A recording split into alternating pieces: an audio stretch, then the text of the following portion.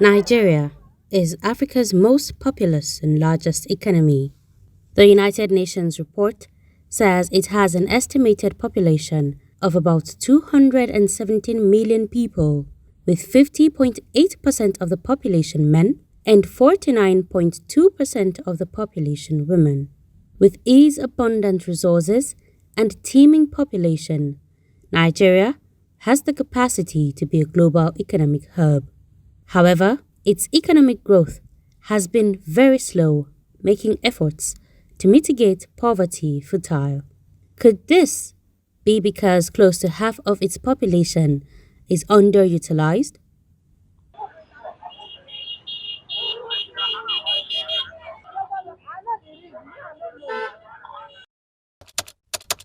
Woman. A female person associated with a particular place, activity, or occupation. In its recent baseline report, Gender Strategy Advancement International highlights the fact that women are grossly underrepresented in almost all sectors, which greatly affects the nation's economy. When you look at the fact that in 2020, gender equality in Nigeria was about 0.333%, and that was even when we saw a lot of, issues concerning lockdown as a result of the COVID-19 pandemic. But the baseline research on women's political participation also saw that at the local government level, which is where the community engagement for women should begin, you find out that very little women are represented. So it's obvious that there is no bottom approach to this conversation of women inclusion.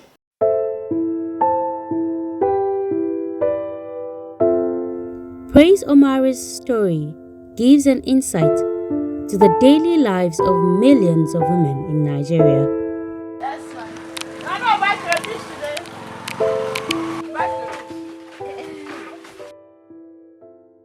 Praise Omari is a mother of 5. She lost her job when she was pregnant with her set of triplets. Since then, life has not been easy for her and her family. I was 5 months pregnant when I discovered I was carrying triplets, and I could not stand because I worked at Inequality City Microfinance Bank as a cashier. I worked with them for 7 years. I worked 2 years as a marketer, then later they converted me to be a cashier. But when I became pregnant for them, it's not easy. I cannot sit up as a cashier, a teller who's supposed to be sitting up attending to customers. I'm always in lying down position. It's not easy. No, a bank will not be able to cope with such kind of this thing. So my manager then have to advise me, you better know what to do because you are bringing our work backward.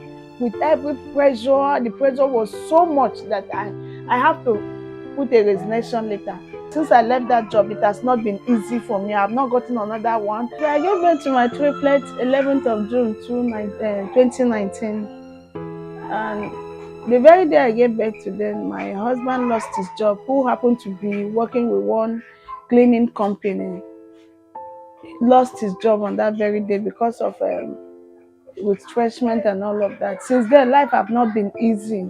Taking care of these babies is not easy. You can see they became malnourished because we were not able to cope with their upkeep. They now had malnutrition, who hindered them of so many things. Even it's now they started talking as in mommy, small ways at 3 years plus. It's not easy.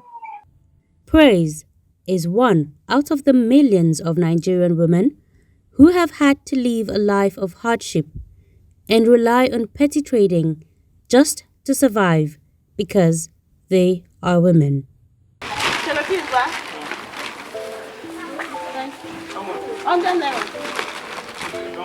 I used to go to Madala market or Gwagwalada market. I go and buy crayfish. They used to give me 1,000. I will buy for 2,000. I will buy and some little spices like that. I will go around. I use it to walk around the neighborhood. The Ministry of Women Affairs was established as an advocacy ministry to champion and promote civic, political, social, and economic participation of women while coordinating and monitoring women's programs, providing technical and financial support to women non governmental organizations.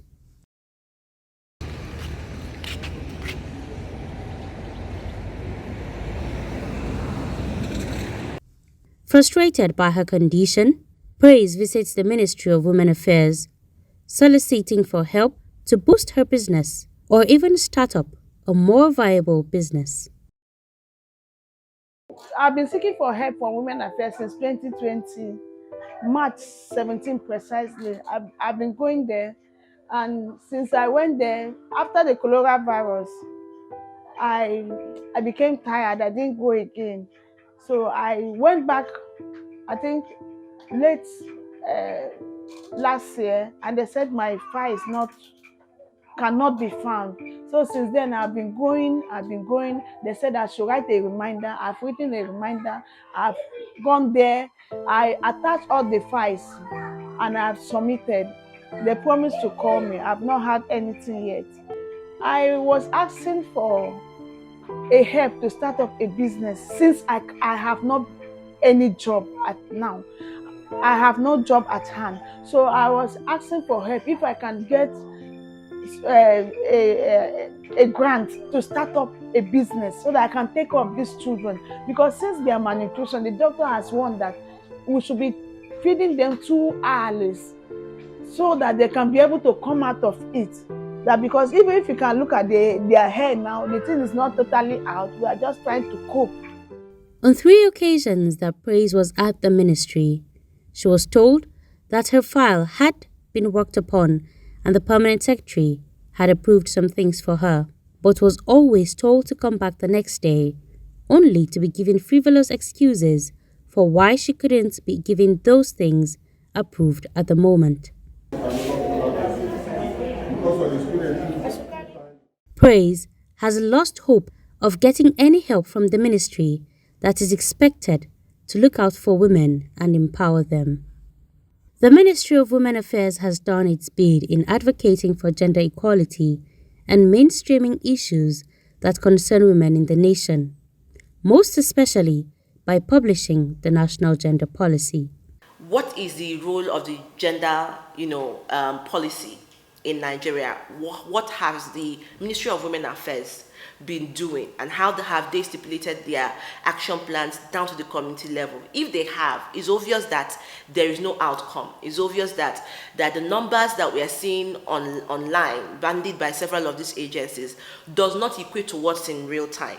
And obviously, if it equated to what is in real time, we probably have had more women at the local level representing different status quo.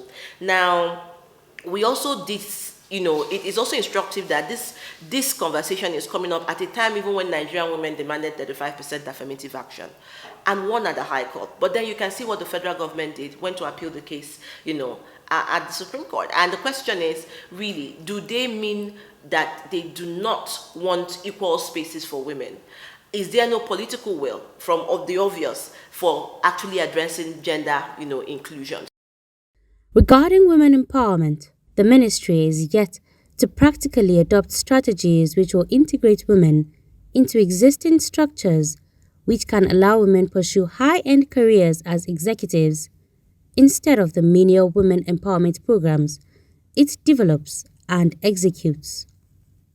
A look into the ministry's 2022 budget reveals that over 189 million naira had been budgeted to purchase grinding machines, popcorn machines, ice block machines for indigent widows and others in the 6 geopolitical zones of the country, which is expected to empower these women economically. But do such projects have the capacity to effectively empower these women enough to contribute significantly to themselves and the nation? Recently, the Women Affairs Ministry apportioned 189 million to help women. And the areas they were looking at is to buy something like grinding machine, sewing machine, teach them how to make soap, how to bake. Those are not enough to add value to our women. Those kind of empowerment are not enough to help our women. We will empower our women to be educated as nurses, even as medical doctors, as pharmacists, as medical lab technicians. Such a scheme is robust enough to not only put food on their table, to also put career development initiative on the front burner for our women. This is the kind of partnership that can develop our women. We should look at how to bring up international schemes that will fund our women to have not just SMEs, but middle income earning organizations. Help them, train them on how to manage organizations, put them on management schools. Our women should be able to manage industries, manage businesses. These are the kind of empowerment that can last, that can be more sustainable than giving them grinding machine. In this day and era, our women should not be grinding. Our women should be able to be empowered to manage schools, manage industries. Such an elevated empowerment is the kind of area the Ministry of Women Affairs should focus on. Investigation into this project revealed that it has not been executed despite being budgeted for in the ministry's 2022 budget. Relegated to menial positions and empowered to only be able to cater for themselves and their immediate families, most women can never dream of having high-end jobs or political aspirations. With a political space as expensive as Nigeria's, how can a popcorn seller ever dare to dream of venturing into politics? We won't get the money to enter politics. How much are they sell? All this place sell, they go eat, sell, they no go pay. Money not too plenty. Now just small money. Oh. I not fit go into politics because of this money. Sometimes market no dey dey oh. Now just small money now they use sell. Even those they sell, rain no allow sell plenty market. So now just small thing. But we thank God sha. This one is just for daily keeping, upkeep, and just for the small things. If it's for money that will fund something beyond, no, it won't be enough. Basically, I think women don't go into politics because they don't have the financial capabilities. Things are difficult for them. And even for us in the corporate world, the money we're being paid is not that enough. It's not enough for us to push us to participate in politics or even take care of ourselves. And again, the society does not help issues. You don't get the necessary support you need as a woman from your family, from the society in general. And even when we're given the chance to participate, we're given roles that has to do maybe with women only, youth, children. Nigerian politics is very, very expensive. So our women need to be empowered financially to be able to also get into politics. Unless gender issues are deliberately mainstreamed into all spheres and women are economically empowered, Nigeria may not be able to achieve its goal of having more women in decision-making positions in the parliament and other political and governance positions. In as much as government is a signatory to many treaties across board, the Maputo Protocol, Beijing Conference, all of them, it's obvious that Nigerian government does not have the political will. Institutions of government do not have the political will to demand inclusion for Nigerian women. The conversation on gender mainstreaming is just done by lip service. And it is obvious that these agencies are actually maximizing this space and keeping the very patriarchal system that we have in Nigeria very, existential. What we have in terms of inclusion in these areas is lip service. And so we're demanding accountability from government. We're demanding accountability from institutions of government who are, who have been engineered to think about mainstreaming the spaces for women. What are the indices in real time? Because all of the other numbers that we see as against when we did our research are only existing on paper. But when we went down to the grassroots, it does not show, requisite with the numbers that we have. Nigeria's growth and development largely depends on how much women are included in all sectors of the nation.